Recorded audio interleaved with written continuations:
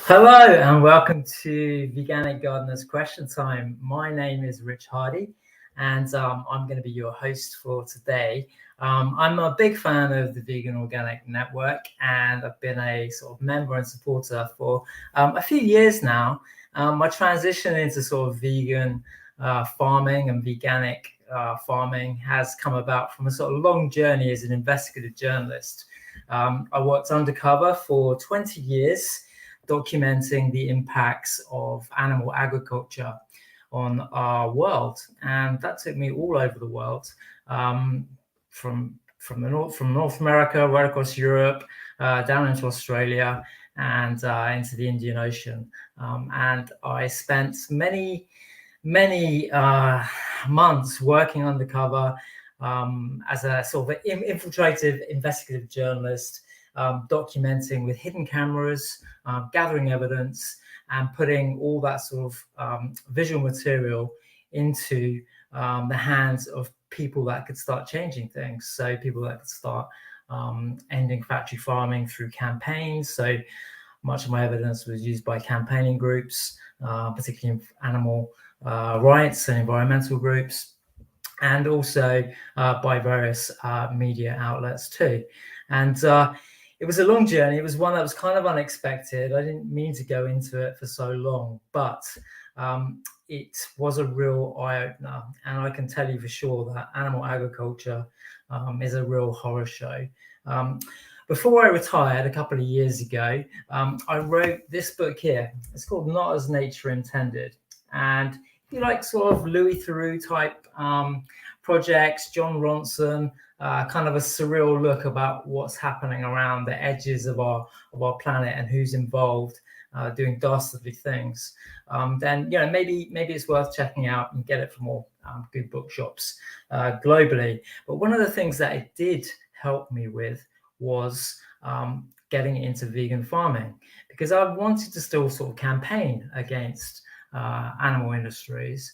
And one of the ways that I thought I could do that was by trying to be part of the solution. And that solution led me into growing vegetables and fruits. And over the last couple of years, I've expanded that.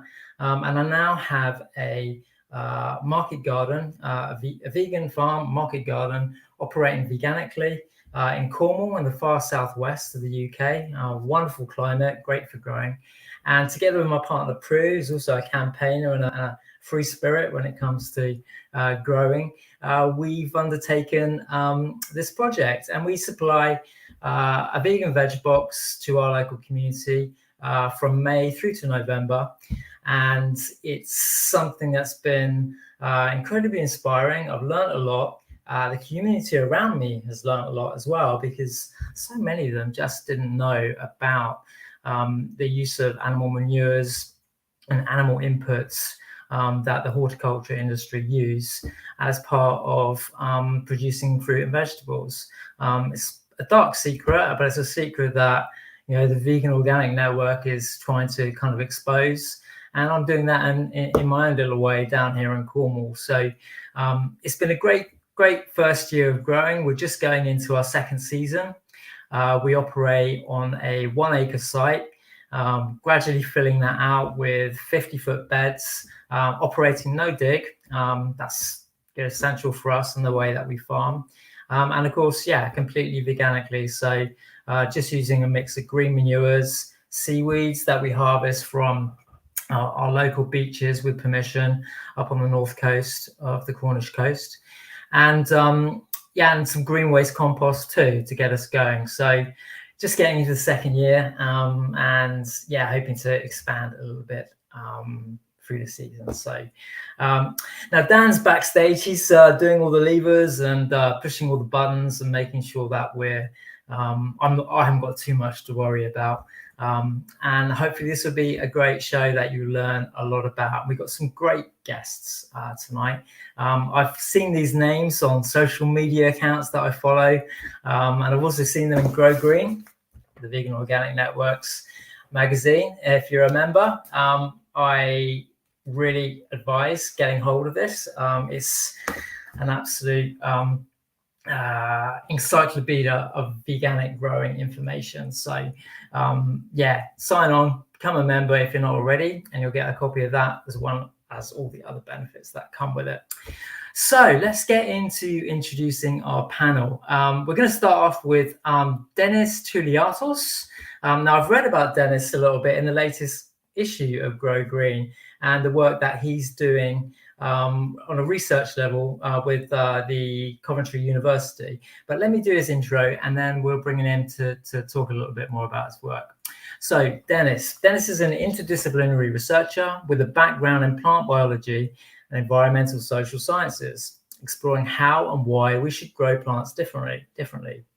He currently works on the European Horizon 2020 project, Organic Plus, investigating vegan fertilizers for organic growers. Dennis is also a farm start grower and trainer at The Plot, a new market garden just south of Lancaster. Set up in 2021, The Plot supplies organic veg to local markets and hosts the Farm Start training scheme, which aims to train future growers. Dennis, welcome to the show. Hello. Thank you for inviting me, and thank you for the introduction. Well, I read a bit about you in the Grow Green magazine and some of the interesting research you're doing. Maybe you could tell us a little bit about the work that you're doing in combination with Coventry University, but also the side project that you've got with the market garden near Lancaster and the farm start growing and training process, because that seems to me like a good scheme. If you're fresh to growing, new to growing, want to make a career out of it, that could be a good starting point for people. Absolutely, yeah. So my work at the Center for Agroecology, Water and Resilience at Coventry. So I work on the Organic Plus project, which is a Horizon 2020 European project. So we work with different partners across Europe, all across Europe.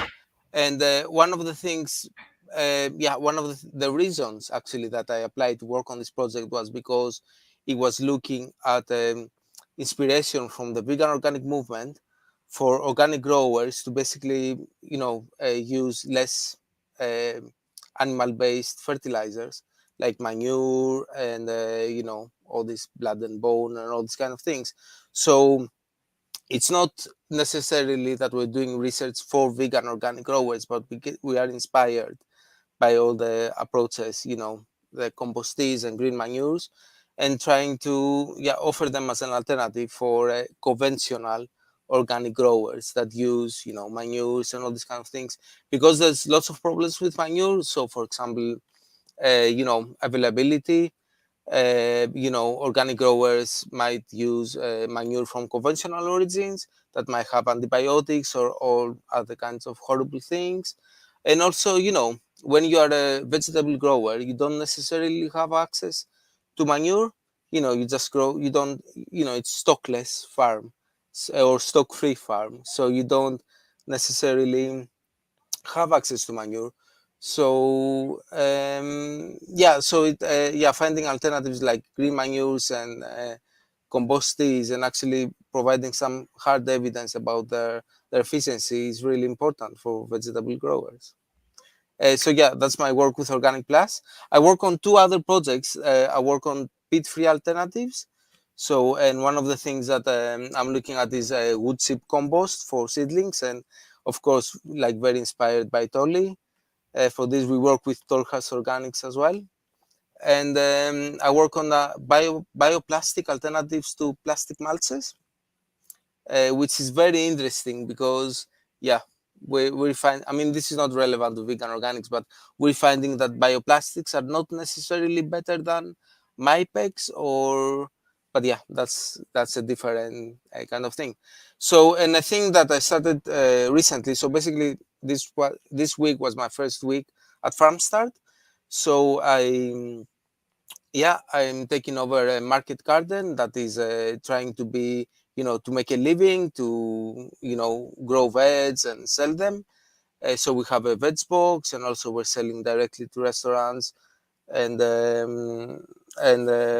wholesale. And but also the really important part is that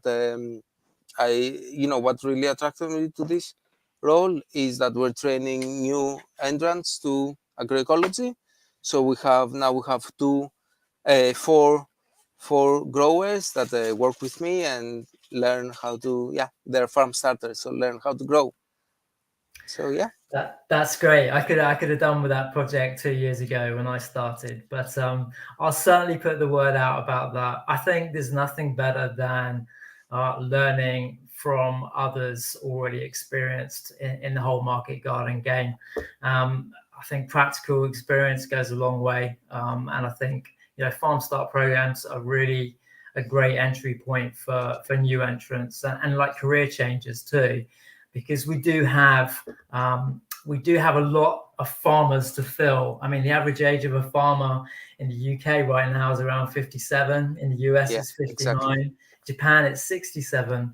They're all going to be retired soon. So we do need to find that next generation of farmers, and that can come from any sector of transitioning for people. So best of luck with that. That sounds really great. I'd love to talk to you about the bioplastics as well at some point, but we'll come back to that if there's time. But for now, thanks, Dennis. I'm going to introduce our next guest, and we'll come back and talk to you on the questions a bit later. So Peter Albrect is our next guest. Peter Albrect has been a veganic small-scale farmer for 12 years. His operation is called Villand Vånga Vegan Trädgård and mainly focuses on different types of veganic farming and to demonstrate different ways to upscale organic matter into compost, nutrients, and soil building material. On the farm, Peter and his family grow veggies, perennial vegetables, and lots of fruit and berries. Peter, are you there? Yeah, I'm here. Hur mår du, Peter? Jag mår bra. Okay, bra. Thanks for having me. Well, nice to have you too. I've been following your Instagram for a little while now, and it's given me quite a lot of inspiration. I know that part of Sweden that you're in, down in the south in Skåne, and from what I gather, it's quite a good growing climate. So it must work for you, right? Working, yeah, it's a good climate. So for us, the zoning is perfect. So we can have our crops, almost year round. Of course, we get some snow and stuff like this, but with the greenhouse, you can still do it if you want to, if you have time. If you have time, yeah. I mean, winter veg, I think, tastes better than anything, especially with salad crops. It seems to be like the best, freshest veg that you can get in my experience. So, farming all year round is totally possible, and I think a lot of people don't expect it to be possible. But even in like the harshest climates and the coldest climates like Sweden, you can, like you say, manage to do that. And tell us a little about because you're doing some educational work, aren't you, and some courses in veganic so basically we are more like a educational place. So we have a lot of interns, and we have a lot of co-working with schools coming here, different educations for farming or regenerative agriculture. So a lot of them spend a lot of time here, or we are part of the curriculum, and also do small bits in the permaculture certification, which is locally here from a school. Otherwise, we try to educate on social media and trying to build up the bicyclist vegan organic network here in Sweden, and so we can start also certifying our own farmers here, and just spreading the word, and it's coming along quite well. So this outwards work we've just been doing for a couple of years, but already everybody should be knowing that vegan organic is possible also in Sweden, the whole of the country. So we're getting good feedback from everyone actually. So we're happy with that. That's great. So, and what's been keeping you busy on the farm this week? Are you doing lots of propagation at the moment? Yeah, both yes and no. So we're having a kind of slow start. We still have minus degrees outside, and we try to do as little propagation indoors as possible. So we just have the tomatoes, chilies, and paprikas. Otherwise, we are waiting for everything to kick in the in the greenhouse. We do like winter sowing there, so it's all coming along, but it's coming. I can see the soil moving right now, so it's just like a couple of days and it's all going to sprout. So yeah. That sounds good. Well, look, just a word of warning. There's northerly winds coming for next week. So It is. Oh, don't no. put anything out. It's going to hit you first, then it's going to come down here. Okay. All right. Thanks, Peter. Look forward to putting some questions to you very shortly. So our final guest is, again, someone pretty familiar on this podcast. I've seen her on the show before. I get to say podcast. Obviously, the Veganic Organic Network show is not a podcast, not yet anyway. But Ellen certainly does have a podcast, and I'm a listener of the plant-based podcast that Ellen is running, available on Apple, all the usual places to get podcasts. So Ellen Merry is a horticultural radio show host, TV presenter, writer, and of course, vegan. Big thumbs up for that, Ellen. She has traveled all over the world to discuss the benefits that nature provides to our well-being, specifically gardening. Her first book, The Joy of Gardening, The Everyday Zen of Mowing the Lawn, was released in May 2021. And I'm very jealous following Ellen's Instagram account, because I know she seems to be getting into lots of the big horticultural shows. She seems to be getting passes for everything right now. So maybe you can tell us where you'll be heading in a month or two. Anywhere nice? Hi, nice to see you all. Thank you for the introduction. The first show this year is RHS Malvern, and then it's Tatton, and then Hampton Court. And for me, that's I can talk about gardening for wellbeing, but part of it this year is much more about plant-based eating as well. So it's really exciting, like having kind of been pushing for this kind of veganic gardening and plant-based eating over the years, to actually be able to get that into some of the big shows now as well. So yeah, I'm really excited for this year. That's great. And I think you're into series 6 of the plant-based podcast. Have you got sort of like big plans for that? How's that going? Yeah, series 6 is coming together very nicely. We've even got series 7 planned as well now. It seems that lots of people like to talk about plants, so that's all good with me. That's brilliant. And out of those shows, do you have a favorite that you're most looking forward to? Out of the podcast shows? Out of the horticultural shows coming up. Out of the horticultural shows. Oh, it has to probably be Tatton, because I'm going to be doing a plant-based, like growing food for a plant-based diet, and then a plant-based cookery demo. So that could go completely wrong. But the growing for a plant-based diet, I think I'm really excited about being able to just talk about kind of growing veganically and eating, that healthy, organic, veganic food. So many people don't know or don't understand what veganic is yet. And, Veganic Organic Network are doing an amazing job. And so to be able to, help them out and just talk about it more at some of the big shows is really exciting. So I think Tatton for me, definitely. Oh, sounds good. I look forward to hearing about that a bit later in the year. Hopefully there's no fires. Just finally, before we jump into tonight's questions, you're actually growing as well, aren't you? I think you've got an allotment. Is it Norfolk or somewhere up that way? Yeah, I have an allotment and a garden that's all veganic, no dig as well. It's actually, I've had an allotment for a really long time, about 15 years, I suppose, and it's becoming more of a trial for market gardening, because my husband and I would really like to do that in the future. So it's I'm sort of planning it a lot better, and kind of making a lot of spreadsheets and doing a lot of research, really in the hope that I can follow in your footsteps one day.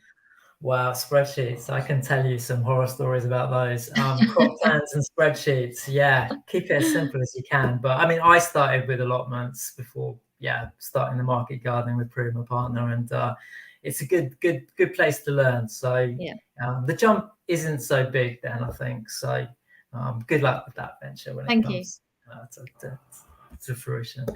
Okay, so we've got an academic, a researcher, we've got a presenter and a grower, and we've got a market gardener. So I think we've probably got all your questions covered tonight, hopefully. I'm pretty sure we'll have all the answers, but if anyone's struggling, I'll try and dip into and see if I can help out.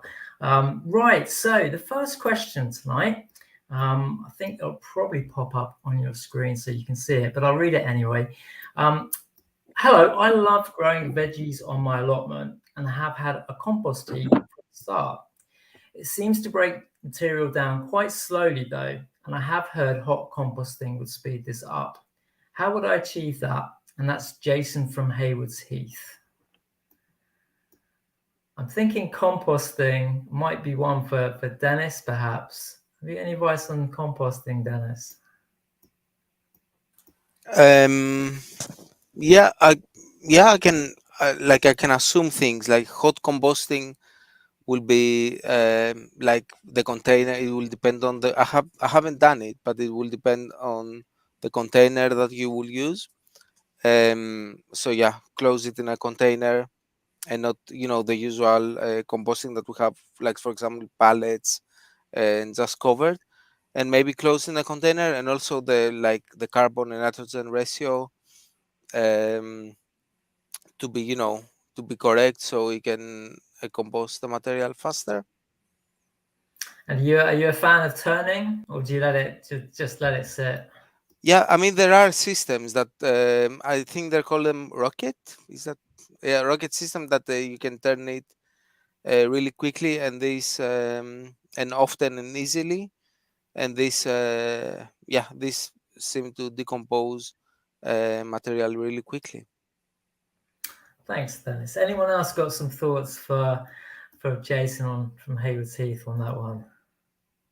I'm happy to add to it if you'd like. Yes, please.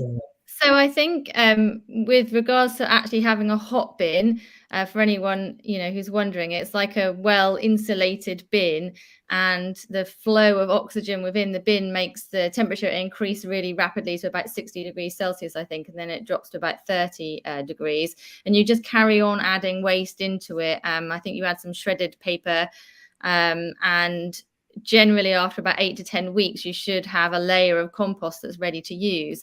But actually, if you compost the correct materials, the correct ratio of green waste and brown waste and that carbon and nitrogen that you need, and turn it as well, you really should be able to have that decomposition that you need probably a lot quicker than perhaps that you're getting. So the carbon rich matter is generally things like woody branches, leaves, bark, dust, that kind of thing, sawdust, shredded brown paper, even coffee grounds, conifer needles, all that kind of thing. And then nitrogen would be things like food scraps, lawn, after you've mowed the lawn clippings, kitchen waste, that kind of thing, that kind of make those enzymes. So generally in a compost pile you want to have a little bit more carbon than you would nitrogen, and then turn it. And generally a larger compost heap will heat up quicker than a smaller compost heap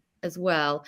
So yeah, I hope that helps. I don't know if anyone has got anything to add to it, but I don't do hot bin composting at all, and mine tends to produce fairly rapidly.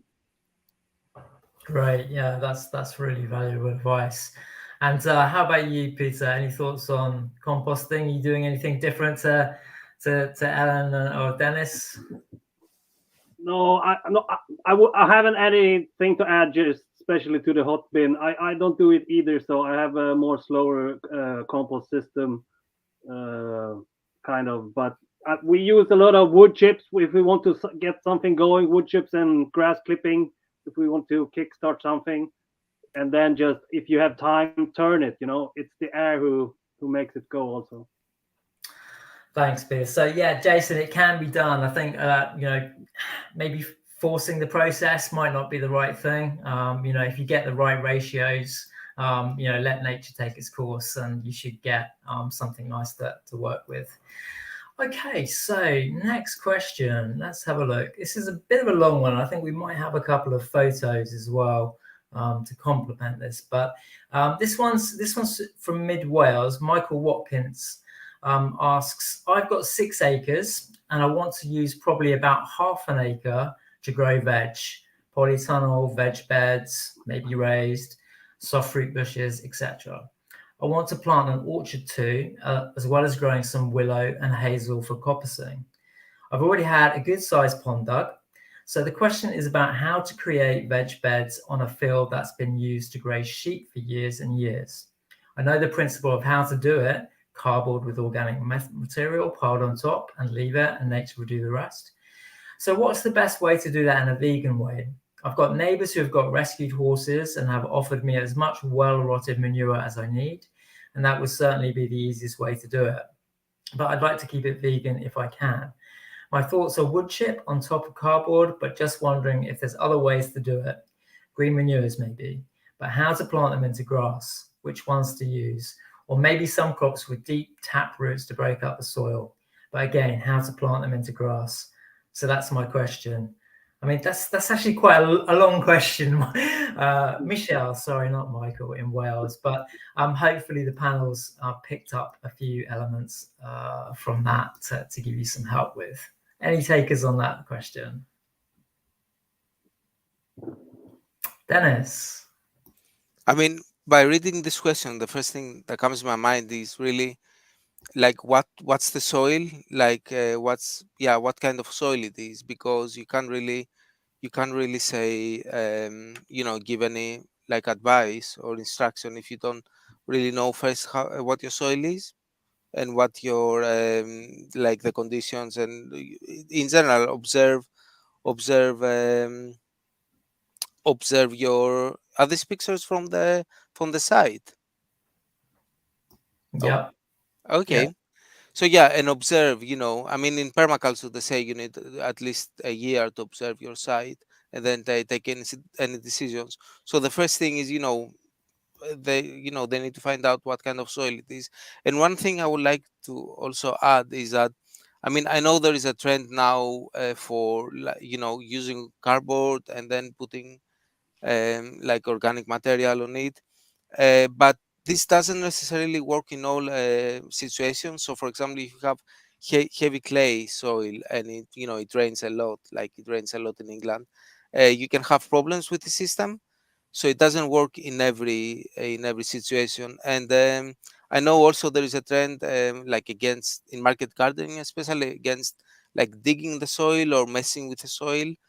But like, I don't know, maybe I come from an older tradition, but especially in a site where they start with grass, some manipulation of the surface, at least, like cutting the grass and putting it upside down, and maybe use a rotavator as well and dig. Maybe that it's not necessarily something that we should just reject straight away. We need to know. Yeah. Thanks, Dennis. Thanks. Anyone else want to add to that? So it's also like Dennis said, it's a matter if you want to do like no dig or not no dig. So I mean, if it's in a hurry, I would say it's okay to till it once, and then establish green manure, or as many different ones as possible for at least a year. And in the green manure, like Ian Tallhurst, he was talking about wood chips. He adds the wood chips on when he grows green manure on the green manure. It really brings worms into the game. And off that, you can, establish greens, take away the green manure and establish vegetables. Or we grow a lot of vegetables in our green manure. So the sturdy ones like kale and so on. But it depends how much time he has. He has time to tarp it for like 3 years to get rid of all the root things. He should do that. Then he has a clean surface. He can add on what he wants, probably also green manure or organic material. And he has 3 years time to find some old straw hay or straw bales or hay or something. Yeah, that's good advice. Good advice. Ellen, do you have any thoughts on that one?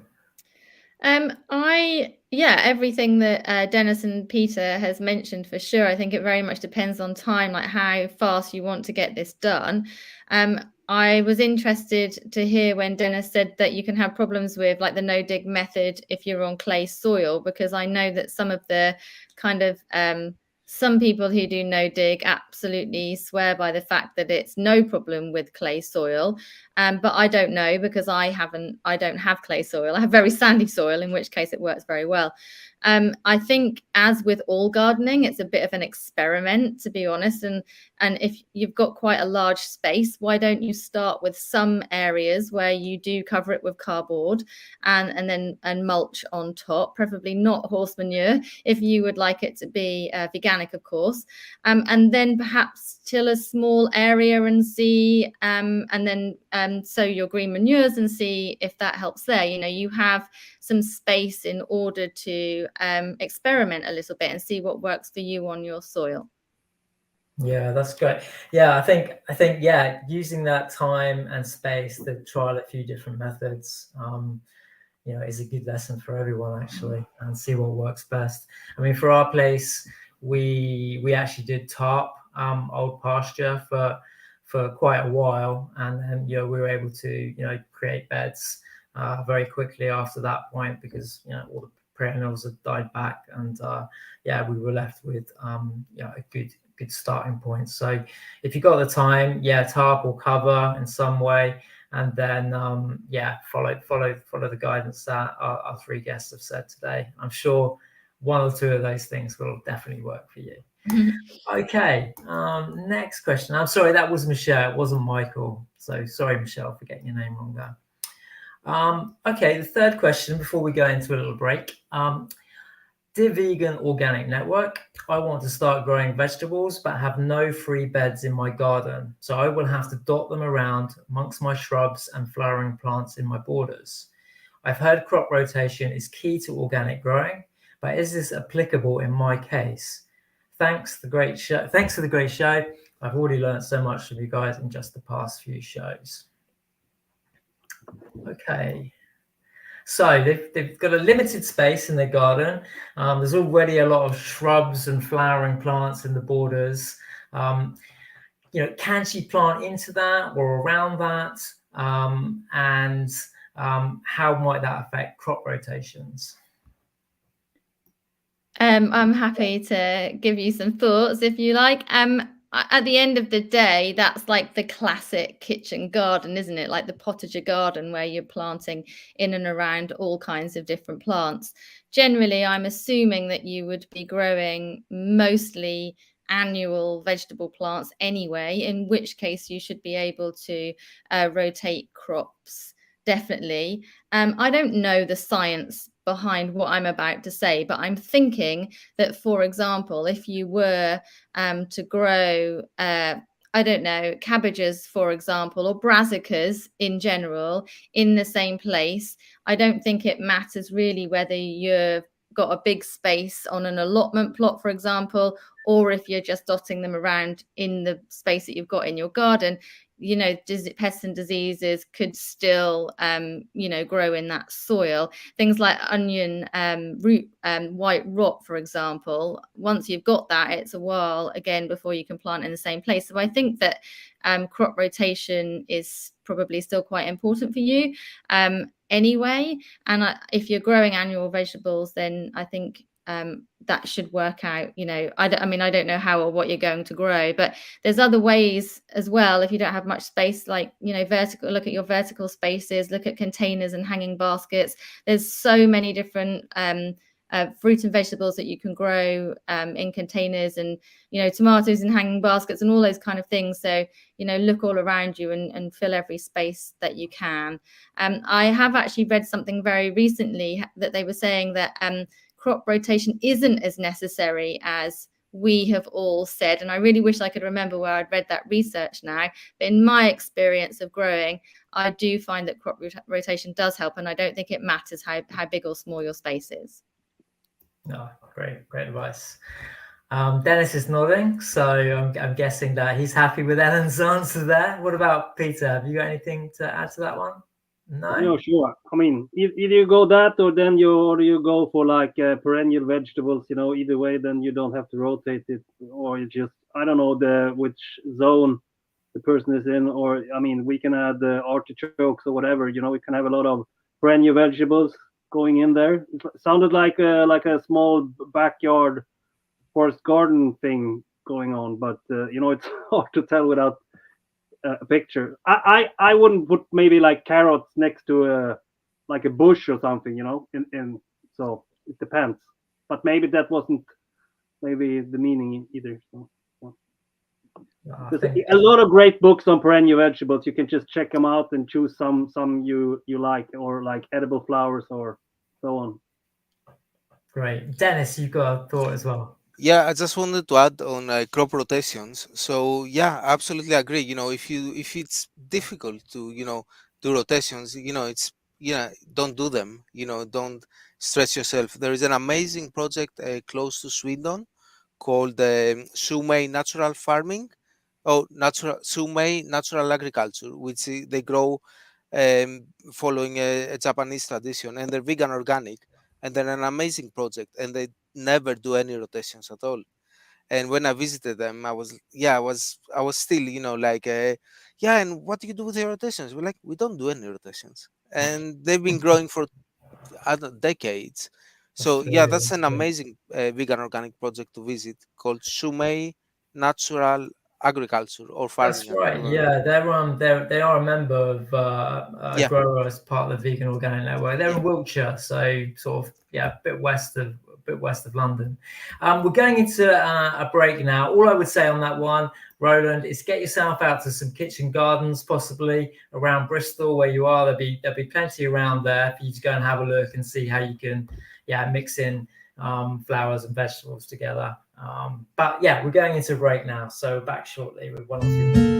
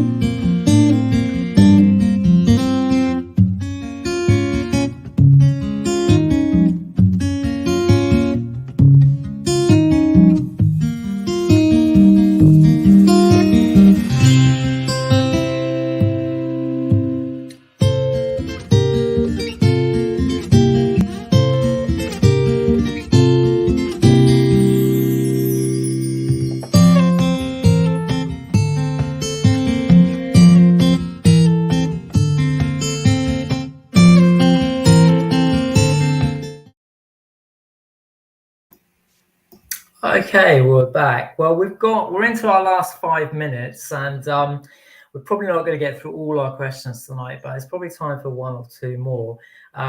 Just before we do that, I'm going to hit Dan up to bring up the graphic of the Vegan Organic Fest Cornwall, which is coming up again this year. It's in my backyard. I'm based down here in Cornwall, and it's over towards the south coast, not far from Falmouth. It was a great event last year. Lots of people loved it.